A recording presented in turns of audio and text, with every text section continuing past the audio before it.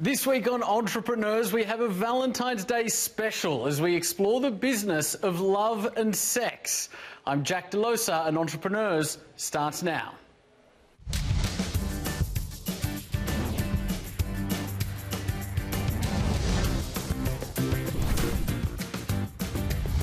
This is Entrepreneurs.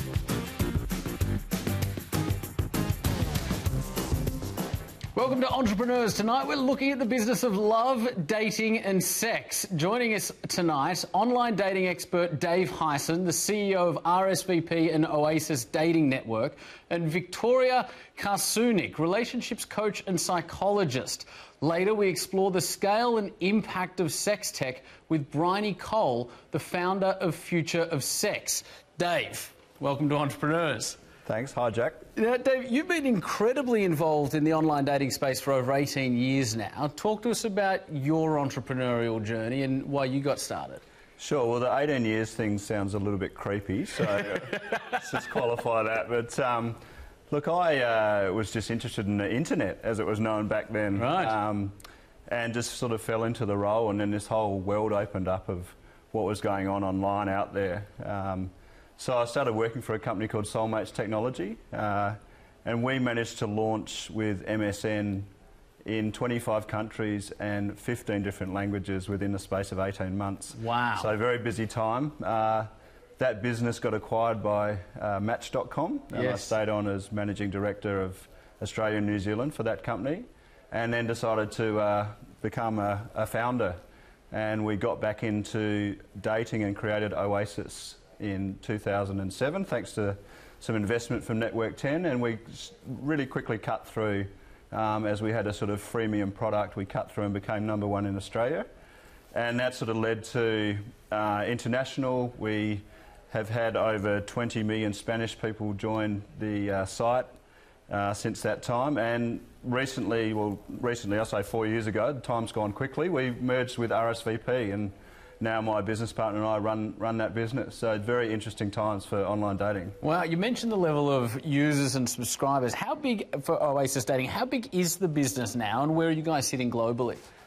Oh, look, I mean, I think globally we're still up there in terms of desktop. I think we've seen a massive push from the pure app-based sites.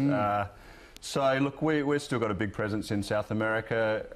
In Australia, we have two brands, RSVP and Oasis, and you know, predominantly we're targeted at an older audience, and we're still seeing some good numbers coming through there.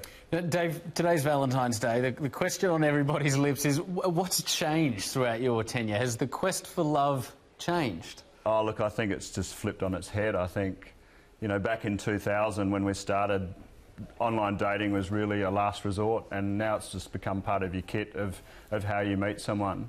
I think what we've seen in the last 4 years is a major change with likes of Tinder and Bumble coming in. Yeah.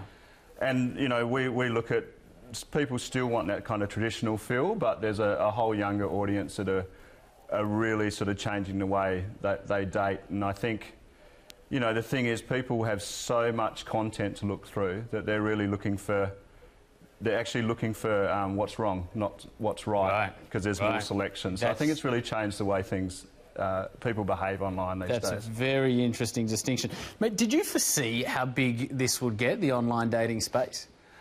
Not early days. I thought it was a really interesting space. I could see growth. When we launched in other countries, it was just fascinating how quick the take-up was, because it was quite early. But really in the last 4 or 5 years, I think it's just gone, you know, through the roof. And as I said, it's just really part of what you do. If you're between 20 and 35 and single these days and not on an app, you're really hindering your chances. That is truly extraordinary. So you mentioned that sort of age bracket. Who is your target customer, both with Oasis and RSVP? So yeah, RSVP is probably targeted a little bit older. You know, it's a bit more. There's a bit more detail, which sort of the millennials are not quite used to these days. So I think we're targeted sort of 35 plus. We have seen a bit of growth in the sort of 50 plus region. So yeah, we're really trying to cater to that crowd, and it's amazing how that crowd is not so technophobic anymore. So we're seeing quite a big growth in the mobile space in that area. How is the model of the business changing today? Yeah, look, I think Tinder and Bumble particularly have really changed the model because people are used to dating for free to some extent. Yeah. I mean, there is a huge revenue stream with those brands.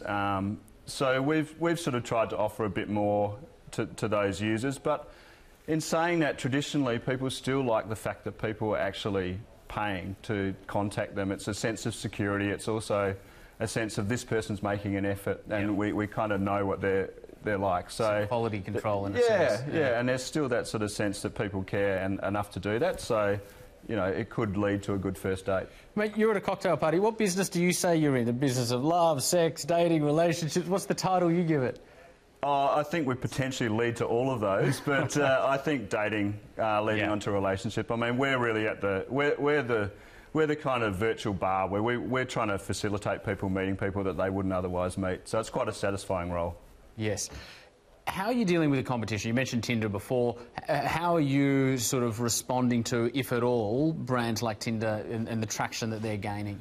Sure. Well, I mean, we're actually about to launch a new product in the next quarter of this year, which is exciting. And that's more along the sort of Tinder Bumble line, which will sort of try and attract the millennials as well. So I guess what Tinder and Bumble have done is they've really made you actually get your identity in the market in terms of what you represent. So RSVP would represent a more traditional sort of serious relationship or date. Oasis is probably a little bit more casual but still dating. And although Tinder does provide a lot of relationships these days, you know, it's probably looked upon as a bit more casual. So getting your identity is probably the major change we've seen there. Absolutely fascinating. Dave Hyson, CEO of RSVP and Oasis Dating, thank you so much for coming on Entrepreneurs. No worries. And Thanks, we've got you in segment 3 as well, so we'll see you back shortly. Sure. Thanks, mate.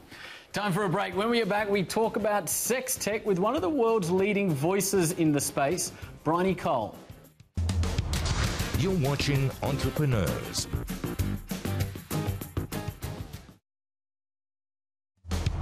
Welcome back to Entrepreneurs. Welcome back to our Valentine's Day special at Entrepreneurs. We are talking about the business of love, relationships and sex. The sex tech business is predicted to be worth more than $25 billion by 2020. Here is a fascinating interview I did with global sex tech guru Bryony Cole, who is based in New York. Bryony Cole, welcome to Entrepreneurs. Thank you so much for having me. Now, Bryony, let's start with the focus on your career. You've gone from working in the media and technology to being a world-famous authority on sex tech. What led you to this career? You know what? It was basically by accident. So I'd spent the last sort of 4 years in New York working in tech, working for Microsoft on the future of work. I did a project on the future of nightlife with Absolute Vodka, and it was really there that I stumbled on this industry called sex tech. I met these 2 guys in a garage in LA. They were developing virtual reality scent releases. So smell, when you put the VR headset on, you would release a smell. And we were asking about, well, what's going to happen in nightlife? What's going to happen on Saturday night? And they told me, oh, well, we're going to sit on the couch with a pack of Doritos, this VR headset with our scent releaser, and we're going to simulate being in a hot tub with 3 supermodels. Wow. And I thought, wow, what's that going to be like? You're never going to leave the couch again. What's going to happen to dating and relationships and, you know, so on and so forth in the future, because that's what I was interested in. And they didn't really care.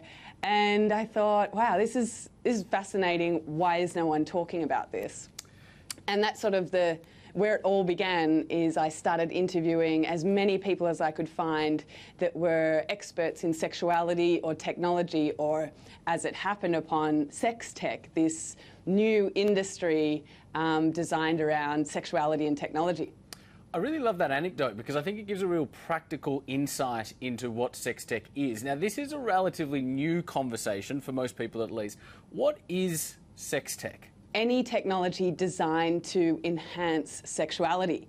Now, what does that actually mean? So if we think about sexuality and technology, everything under sexuality, including, of course, robots and virtual reality adult entertainment, but of course, there's other things in sexuality like sex education, sexual health, crime and violence reporting, just knowing about your body, of course, dating apps. And then if we mix that with technology, so anything under that technology category, whether that is robotics, AI, VR, emerging technologies, websites, apps, the list goes on and on. So really, it's just a mashup of sexuality and technology.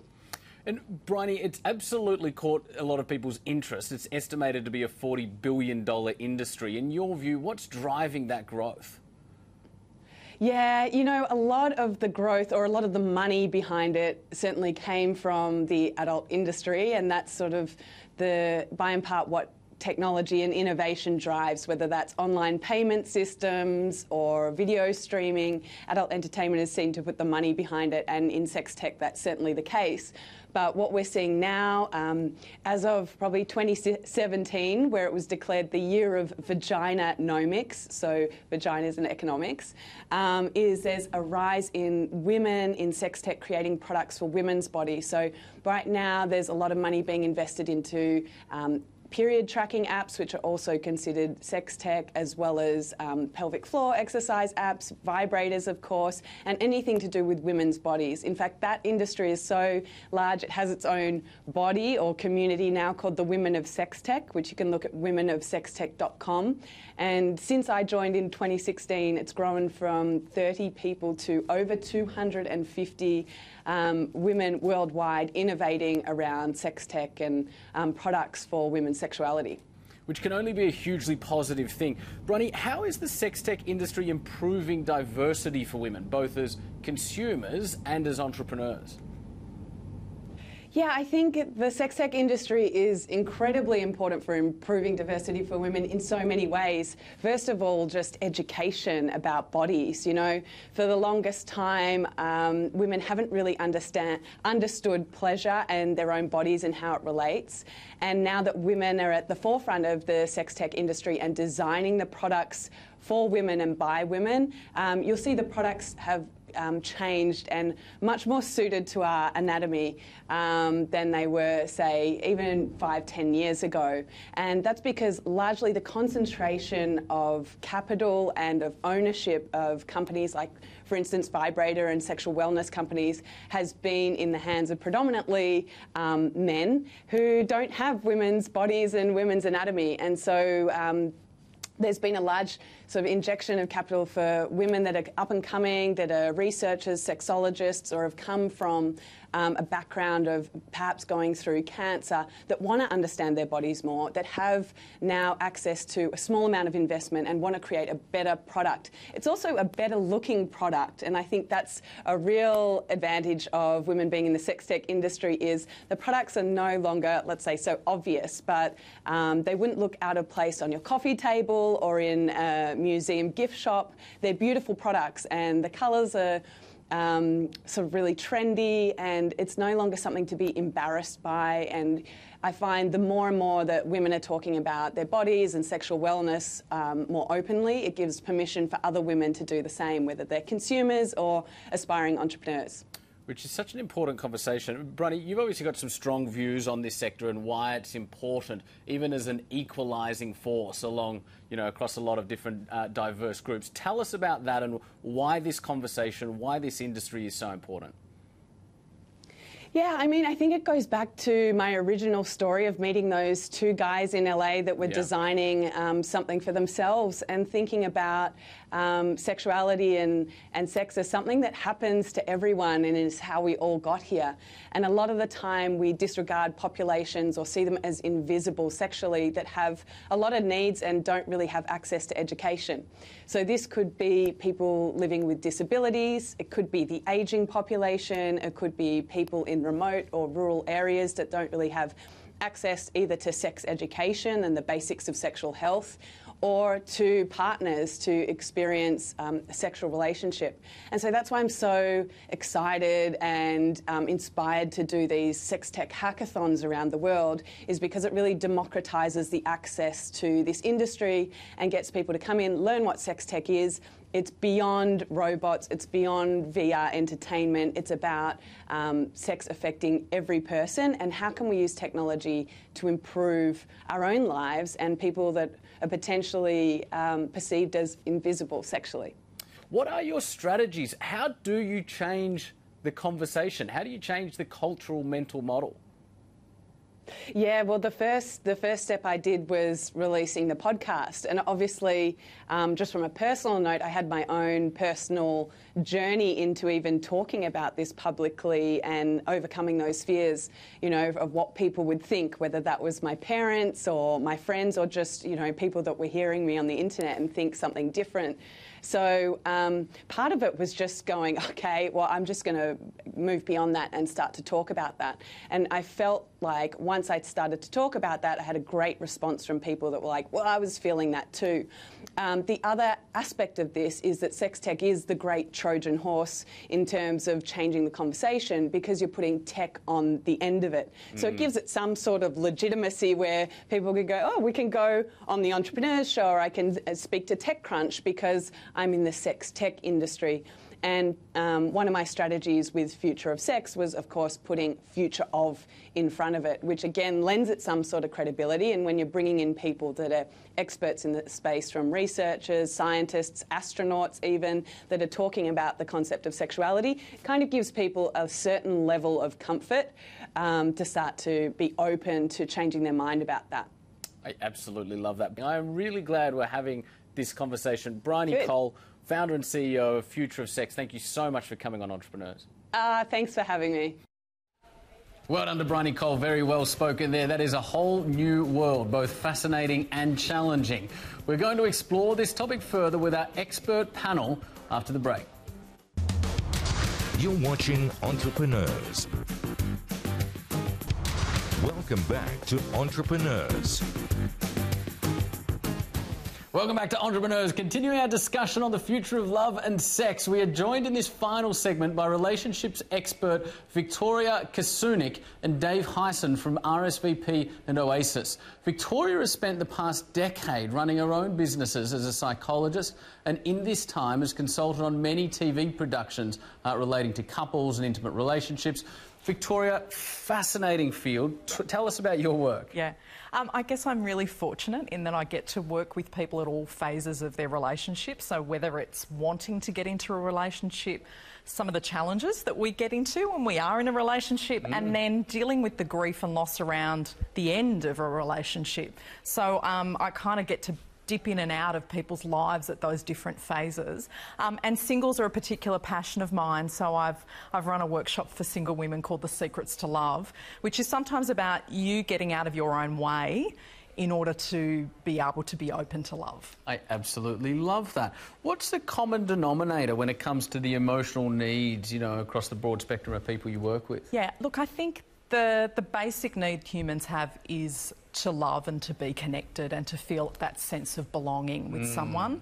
But we also have other fundamental needs, like the need to be a contribution and to have meaning in the world. So relationships are really important, but they're not all of who we are, but they're an incredibly important facet. Absolutely. Victoria, you've commented about infidelity in the past, how couples need to work on what's going on within their relationship rather than avoiding the issue. How does online dating impact that subject? I don't think it creates more infidelity, but it certainly makes it easier to cheat if you want to, because there's so much, you know, it's easier to access and to meet people. But I think the same issues that that people tend to cheat for, so feeling disconnected, wondering about other options, feeling perhaps unhappy within themselves, those things haven't necessarily changed. What advice do you give to people in relationships to ensure that emotional needs and all that are being met so that doesn't occur? Firstly, you actually need to understand yourself. So what I tend to see is they should make me feel a certain way, or why don't you understand what I need? Well, they don't. Firstly, you need to understand what you need and then be able to communicate your needs to them. Dave, as we mentioned earlier, you've been in the space for 18 years now. Do you have a view on how technology can help improve relationships as opposed to, sort of negatively impacting them? Sure. I mean, I think the thing about the online world is there's information out there. So in terms of relationships, there's always information about what stage you're at in your relationship. I think that, you know, if you really want to know what to do at the stage 1, 2 or 3 of a date, then you can talk to people online, or you can actually seek advice or blogs. And I think that's where it's really changed, that people don't feel alone in that anymore, and you know, the information is there for them to read. Victoria, I'd love any of your reactions or commentary on Bryony's interview earlier. She didn't hold back, that's for sure. Look, and I think it's really, I think what I really got from that is you're giving people choices, and you're also empowering people around their sexuality. And I think so often this hasn't been an area that's been talked about. You know, I often say the 2 great taboos are sex and money. Interestingly, you know, we're on this channel because they really are the things that we don't to openly talk about. So I think anywhere where you can bring things to the surface that need to be discussed, I think that's fantastic. What about you, Dave? You know, we spoke about the size of the industry. Is it an industry that's on your radar? Look, I think we're pretty focused on people meeting in initial stage and dating.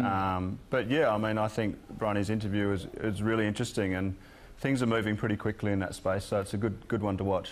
Now, Bryony did mention some interesting things. She mentioned people getting married to AI and, you know, just how far this is going. How far away do both of you see that kind of world? Is that going to become the norm one day soon? Dare I ask the question? I'm a bit frightened, to be honest, So that one am day I. you're going to get an AI therapist and I'll be out of a job.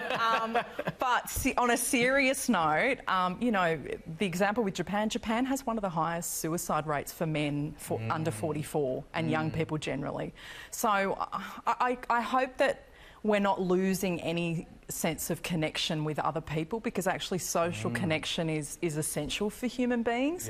So hopefully we can balance both of those things. Bryony, as a psychologist, I'm fascinated. Do you think the emotional human needs that you're talking about can actually be met by AI if it's sophisticated enough? My gut says no, but, you know, I could be wrong. I think that there's an essence that happens in an interaction with another human being, another living being, that I don't know if that can be replicated, but you know, it's not my field. What about you, Dave? How far away do you think, you know, does that world become normal at some point in the future? I think we're a fair way off normality, but I think we'll see growth. I sort of feel that with, you know, apps and people showing less of their personality on dating sites, it's actually meant that it's become a crueler world. Like, you're actually having to get used to rejection pretty quickly. And that's where I feel AI could potentially take some of that space and make people not feel so alone or rejected. So I think it's a great thing. And that's you know, interesting. we've just got to get used to it. So those that aren't successful in looking for a human connection could find some sort of substitute, maybe. He says, like a bridging mechanism in an AI type interaction while they continue looking for a person. Absolutely. Right. Victoria, hugely interested in your view. What are people really looking for in a search for love? I think this is the hardest question you could ever ask me. Because I think sometimes what you think you're looking for is actually not what you're looking for. So it kind of comes back to get to know yourself. Are you looking for something casual, okay, and no judgment, or are you looking for a committed relationship? But, I mean, there are so many options. I mean, Dave's got a couple of different sites, but there are so many options out there for people depending on what it is that they really want. But I actually can't answer that. Dave, what are they buying when they come to an organisation like yours? So they're really they're buying a chance to communicate with people that they wouldn't necessarily meet in their sort of work or social environment, and really getting a chance to express themselves. And not sort of, I guess, because RSVP and Oasis are a bit more sort of profile orientated, a bit more information, they get the chance to express themselves and put their best foot forward, which I think is really important in today's society. What about the difference between men and women? How real are those differences when it comes to relationship counselling per se and products and services? I think there's surprisingly more in common than there is different from a counselling perspective. I think that more and more men are coming into therapy and counselling or coaching, and that they can see that there's benefit from that. And I think that we're seeing women displaying more traits that I think we used to only see in men, so being a bit more proactive in relationships, maybe a bit more aggressive, a bit more transactional as well. So I think we're actually starting to see more similarity rather than differences between the genders. Yeah. An absolutely enlightening conversation. Dave, thank you so much for coming. Victoria, it was absolutely amazing to have you. A fascinating and enlightening conversation this evening. Unfortunately, that is all we have time for. Thank you to all of our panellists, including Bryony, who joined us digitally. Next week, we're going shopping with a focus on retail entrepreneurs. You can watch us anytime on Foxtel Go and on the catch-up section of yourmoney.com.au. I'm Jack Delosa. Good night.